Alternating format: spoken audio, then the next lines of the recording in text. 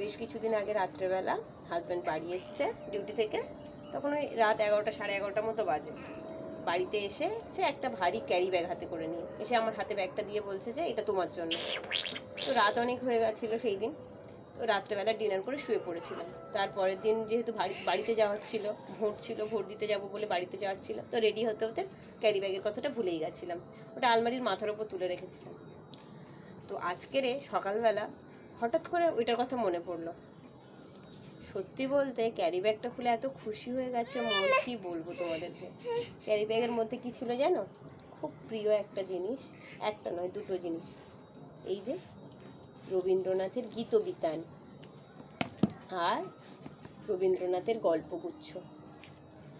কার মন ভালো হয়ে যাবে না বলো তো? সকাল থেকে চেষ্টা করছি একটু বইটাকে পড়ার।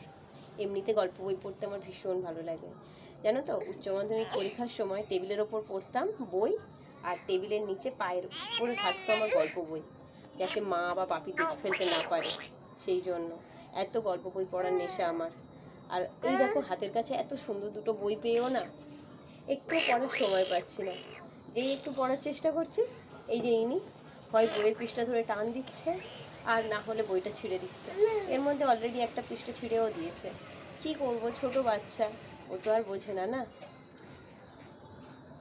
এই যে দেখো, এই যে দেখো, গল্প বই পড়তে কার ভালো লাগে না বলো তো? এই এখন ফোন ফোন করে না চোখের 12টা বাজছে, আর মাথারও পড়ার সময় আর কারোরই হয় না। তো ধৈর্যই কারণ নেই, গল্প বই কেন পড়বে? সেই গল্পটুকু ফোনে শুনে নিলেই তো হয়ে যায়।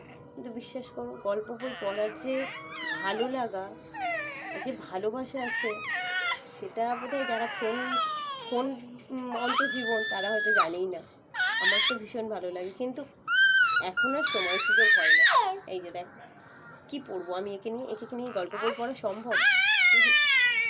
এই বই যেমন এনেছে তেমনই আমার আলমারির মাথাটা তুলে রাখতে হবে। দেখো কি হয়েছে।